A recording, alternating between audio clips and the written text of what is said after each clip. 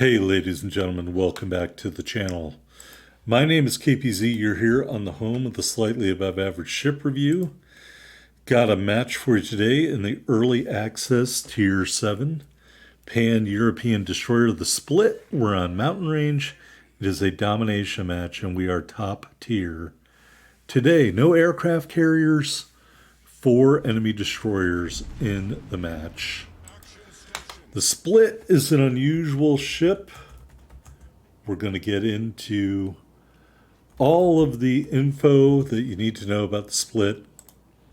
And we're also going to look at a couple of the stats. But the Split was a large destroyer designed for the Royal Yugoslav Navy in the late 1930s. Construction began in 1939. It was captured by the Italians, scuttled after the Italian surrender.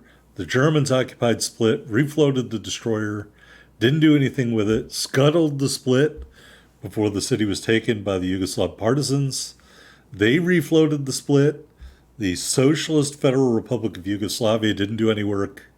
Finally, 20 years after construction began, the United States and the United Kingdom gave enough material to let the Split be completed. So it's the 20-year Split. Get it? All right, we are in the Bravo Cap. I have to confess, this video was not originally supposed to be the video of the Split. I had my best match so far in the Split with no upgrades whatsoever in terms of base XP. I had another high damage game that I wasn't recording because I'm a moron. And so I played a lot of matches in the Split. The Split, in my opinion, is a classic case of maybe a little bit overpowered when it's top tier, maybe a little bit underpowered when it's down tier. I think a really good analog to the Split might be the Black, and that's kind of an easy comparison because they both have radar. The Black has really slow torpedoes. The Split has really low damage torpedoes. But that being said, I think the Split is a pretty good gunboat. I like what I've seen from the Split in gunfights. I think I beat a Friesland in a gunfight in the match I played right before this, but then my team got waffle stomped, so that's why you're not watching that video right now. All right, so we put some torps out there. I think the Atlantico is going to dodge all but one. Nope, he doesn't have to dodge any. They just fall short. Yeah, I don't think these are short-range torpedoes. Wargaming disagrees with me. I would not say 8.5-kilometer torpedoes are short-range. There are plenty of Japanese destroyers that have 8-kilometer torpedoes in their base state. And so, to me, as a 5+ year player of this game, a short-range torpedo is 4 kilometers. And back in the olden days, you kids may not remember, but all of the Russian tech tree ships had 4-kilometer torpedoes, with the exception of the trash can or the Tieshkent, which I think had 6 back then. That may have been buffed. All right, so there's an enemy destroyer in our midst. We've still got torps working on the Atlantico, but I have no belief that they will strike. We are going to strike up our smokescreen here and do a little damage farming from Atlantico. By the way, right now, the Hurricane Milton just made landfall. If anybody's in the way of that, I really hope you're all right. At one point before landfall, I saw something that said Milton was getting close to exceeding the mathematical limits, literally a biblical hurricane with an eye the size of a peanut. So I really hope everybody who is normally listening to my channel is not in the way of Milton. All right, well, we know the enemy destroyer's over here. Check out this maneuverability, folks. Yep, no chance, mister. You have an experienced DD main over here. All right, there's the Akatsuki. We're going to check out these guns. I found that aiming a little bit above the waterline when gunfighting in the split is a good idea, because sometimes when you're shooting at the waterline, it just falls short. We're going to pop our radar when he is hiding in the smoke. Just a 10-second duration. So I don't recommend doing this at the beginning. I recommend doing this towards the end of the gunfight. Now, we didn't finish off the Akatsuki, but he's pretty much a 2-salvo kill at this point, so I'm not too worried about it. All right, there he is. First 3 turrets go 180, pardon me, 360 over the ship. So there is our kill. We took a little bit of damage from somebody, but easily dodging those torps. Did not come anywhere near me. All right, so blue team's off to a pretty good lead. Got 2 caps, got 3 kills. The red team is just 1 kill. Moving in on the sign-up over here and just trying to get him within torpedo range. Don't really care about the smoke screen. I don't even know if I realize I'm on widespread torpedoes right now. Probably not, because I'm a moron. All right. Blah, blah, blah. Let's switch back over here. Split commissioned in 1958. Served as the Navy's flagship for most of her career. Became a training ship in the late 70s after a boiler explosion. Decommissioned in 1980s. Scrapped 6 years later. According to wiki.wargaming.net, all that same stuff I said. Max dispersion 92 meters. That's pretty good. Where is it? Shell weight. Where's the shell weight? 39.9 kilos for the HE, and the shell velocity 840 meters per second. All right, so we're damage farming on sign up. We do have torps inbound on sign up. I don't think sign up's commander is shooting at me yet, although I see the turrets start to turn. Set him on fire. That's all I really wanted to do. Here is the torp strike. And we just left him hanging on a thread, and I'm willing to risk damage here in order to finish him off. We do take a little bit of damage there, most of our second health segment, but we set the sign up on fire, and that is going to be the end of the sign up.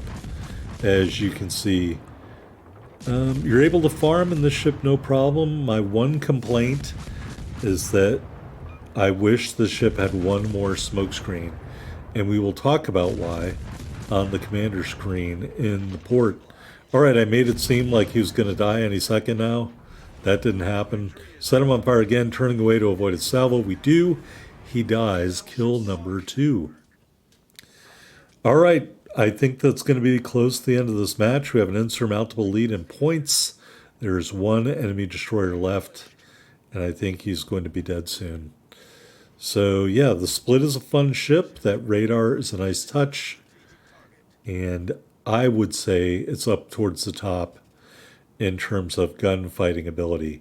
That being said, low damage torps, keep that in mind when you go damage hunting at the end.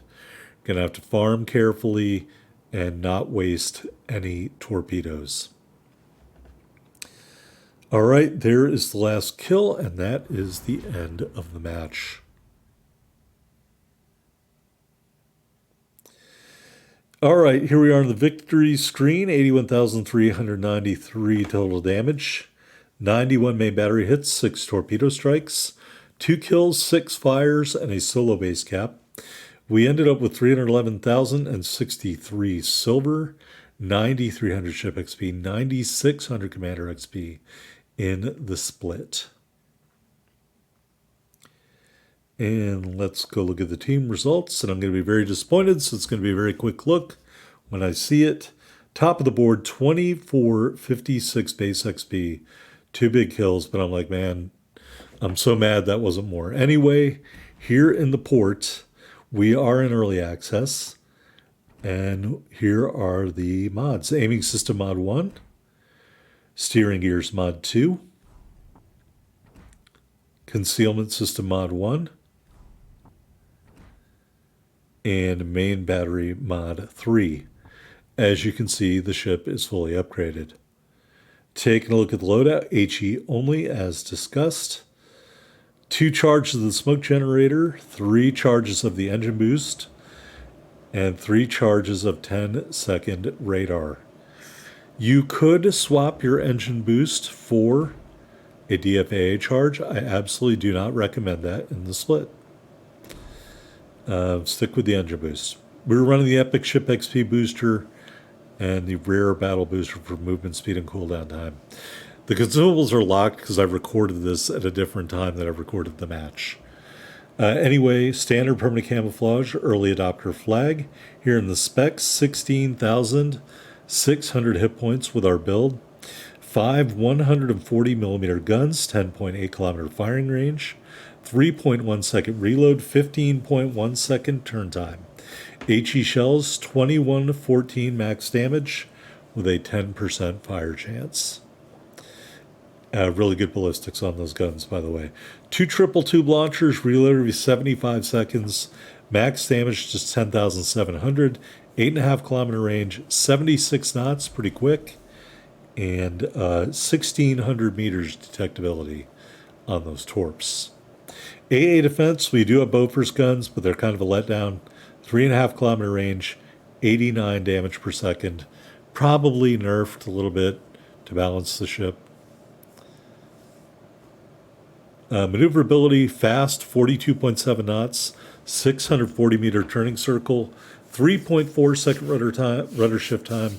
Think without observant range, that'd be 3.1 seconds.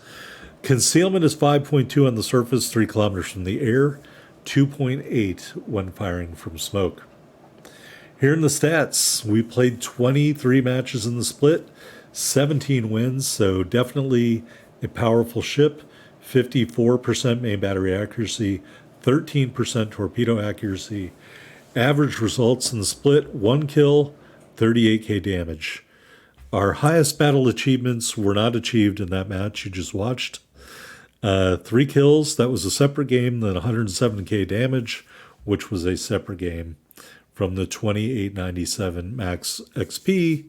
That 2897 Max XP game, I think I might have said this earlier, that was with no upgrades to the ship. So definitely a lot of potential here in the split. Armor viewer, nothing special here. Overview, yes, the split is fast. Yes, the split only shoots HE. I don't agree with the short range designation. It should be low damage. 8.5 kilometers is not short range. As stated, 4 kilometers is short range. All right, here's the Commander Jersey Swirsky. Hide and seek reduces detectability. Eric Bay for more concealment, and Dartige Duvernay for HE damage. In row 1, Observant Rage. In row 2, Look at Me Now.